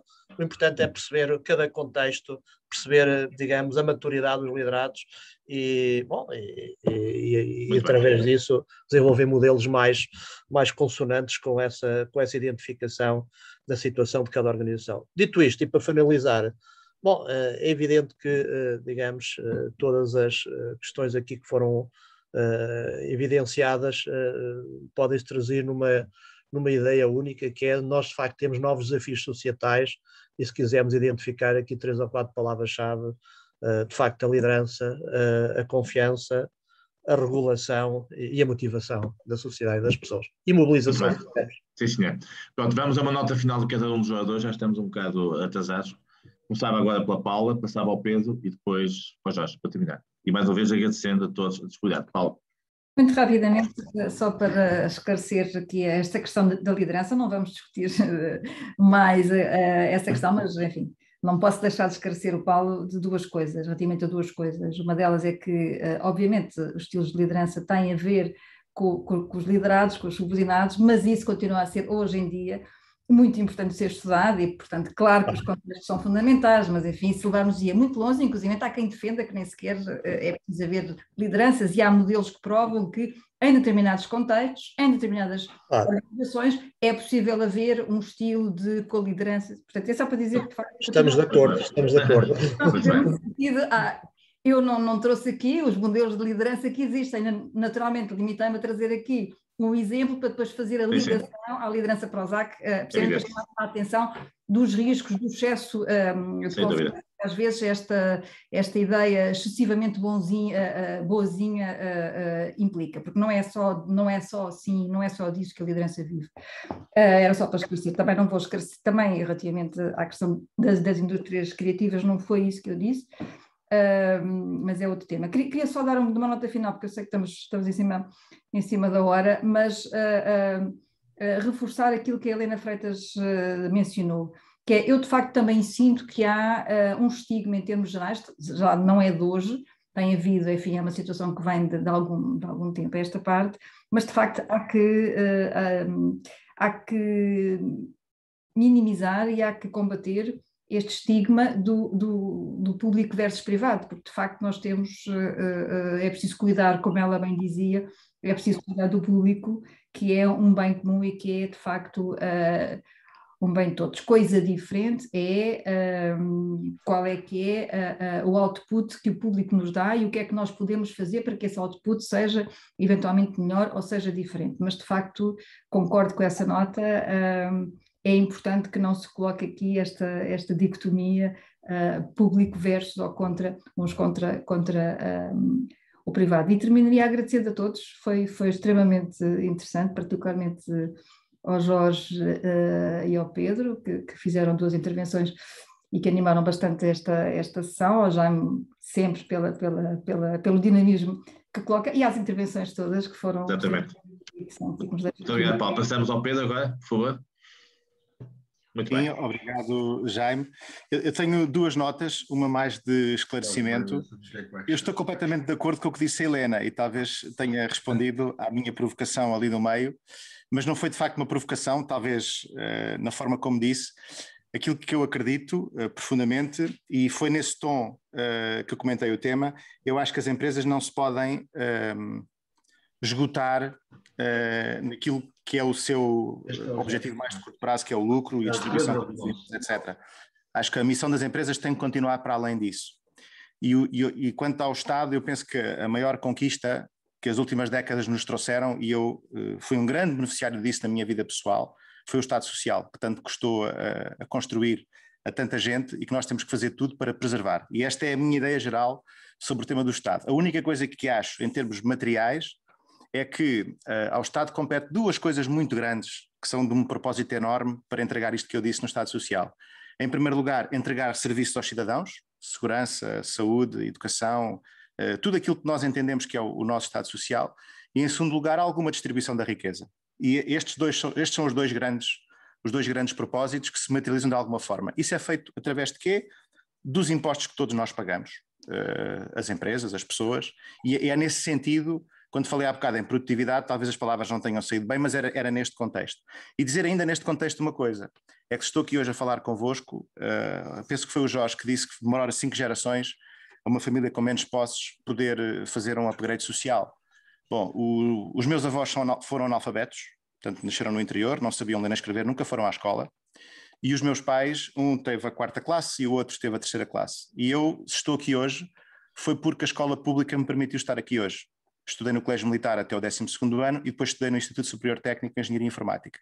E depois continuei a minha vida profissional. Por isso, se há uma coisa que eu devo é ao Estado Social e ao facto de haver um sistema que me permitiu fazer um upgrade social e me permitiu dar a carreira que tenho e a vida que tenho hoje, foi claramente devido ao facto de nós termos algumas coisas como garantidas na nossa componente de Estado Social. Penso que esclareci, senão depois falo consigo em privado para esclarecer melhor esta minha ideia. Mas é isto, estou profundamente agradecido e eternamente grato, e digo isto aos meus filhos, porque eles não sabem o que é ser filhos de pais que criaram o filho com muito amor, naturalmente, mas às vezes os meios não eram suficientes e nós tínhamos que fazer alguns apertos para garantir que eu podia estar a estudar. Os meus filhos não sabem o que é isso, ainda bem para eles, mas isso é muito importante para nós darmos valor às coisas que temos e podermos estar sempre gratos por estarmos cá e termos a vida que temos, no limite. E por último, apenas uma nota sobre comunicação, falou-se aqui de comunicação, e eu, ligando comunicação e confiança, uma das coisas que vemos muito acontecer é nós comunicamos aquilo que pensamos, às vezes, outras vezes comunicamos aquilo que dizemos, não é? Mas o ponto é como é que nós alinhamos com congruência aquilo que dizemos, aquilo que pensamos com aquilo que fazemos. E penso que a confiança, a distância para a confiança está entre aquilo que nós dizemos e aquilo que nós fazemos. Se nós comunicamos aquilo que fazemos, está tudo bem, criamos confiança. Se nós só dizemos e não acontece, é muito complicado. E o melhor exemplo que vos posso dizer de frustração pode existir para um líder é estar a comunicar uma coisa e a máquina que tem atrás de ti está a fazer uma coisa diferente. Isto é a maior sensação de frustração que pode acontecer. E quando isto acontece, a confiança não existe, e quando nós dizemos uma coisa fora que é diferente do que fazemos dentro, as nossas equipas também não têm confiança em nós. Por isso, esta congruência de aquilo que dizemos com aquilo que fazemos é o que está a acontecer, é o princípio, para mim, da confiança com base na comunicação na liderança. Este alinhamento é crítico e estratégico. Muito bem, Pedro. E mais uma vez, muito obrigado também pela disponibilidade. Jorge, para terminar. Obrigado, Jaime. Acho que a sessão teve o mérito de trazer visões complementares e esse é o mérito também desta energia e talento do Jaime que nos une a todos nestas sessões. Eu queria terminar com uma nota positiva sobre aquilo que nós sabemos que funciona relativamente à confiança. E aquilo que funciona é ter políticas baseadas em factos, em evidência e em ciência. Isso foi o caso nas alterações climáticas e foi agora o caso na pandemia. Nas alterações climáticas, e é provavelmente a primeira política global determinada pela ciência, nós conseguimos nas últimas 2 décadas e meia mobilizar financiamento, vontade política, vontade empresarial, cidadania, porque os cientistas nos convenceram que estávamos numa caminhada inexorável para a mudança climática. Portanto, reparem como a ciência, e eu trabalho na área das alterações climáticas há 20 e tal anos, foi a ciência e a confiança nos factos, na evidência, na transparência, na avaliação, que permitiu que o sistema político, o sistema empresarial, a banca e os cidadãos hoje estejam a discutir não se o caminho é certo ou não, mas se a velocidade é adequada ou não. Já não existe qualquer dúvida quanto ao caminho. Existem apenas dúvidas ou divergências quanto à velocidade de imprimir. Isso porque nós conseguimos ter uma política na área das alterações climáticas que é de confiança, que é baseada na ciência. O mesmo aconteceu com a pandemia. Foi a ciência, foram os cientistas, foram as instituições públicas, na justa medida em que conseguiram gerir a crise alicerçada em factos e em evidência, conseguiram criar a confiança. Foram as instituições públicas que não tiveram esse dom de basear as políticas em ciência, em factos e em evidência, que perderam. Foi assim que o presidente Trump perdeu a eleição. Direi, não foi só por causa disso, mas seguramente os regimes políticos que não lidaram de forma séria com factos, com evidência e com o envolvimento dos cientistas na gestão da crise, acabaram por pagar um preço justo na medida em que perderam a confiança. Isto dá, julgo eu, confiança. Dá-nos confiança na ideia de que se nós tivermos mais políticas públicas baseadas na ciência, se tivermos mais avaliação, se trouxermos mais os cientistas para o desenho das políticas e se o sistema político for mais humilde e mais permeável no envolvimento dos cientistas, temos mais condições de ter políticas públicas sólidas e de confiança. Portanto, eu gostava de terminar com esta nota positiva. Nós sabemos o que funciona e espero que agora possamos replicar isso para várias áreas de política pública a nível nacional, mas também na nossa vida empresarial ou de cidadania. Muito obrigado. Muito obrigado, Jorge. Muito obrigado a Paula e ao Pedro também. Eu relembrava que a última semana de discusão vai ser no dia 25 de novembro às 6 da tarde. Vamos ter aqui o professor Carlos Fiais, que é colega da Universidade de Coimbra, da Helena Freitas, que nos vai falar sobre excelência. Portanto, acho que vai ser uma belíssima sessão e convido a estar presentes, porque penso que vai ser, de facto, uma grande sessão. Muito obrigado a todos. Enviaremos depois a gravação para todos, como sempre, está bem? Boa noite. Obrigado. Obrigado, Jaime. Parabéns. Excelente mais uma vez. Obrigado.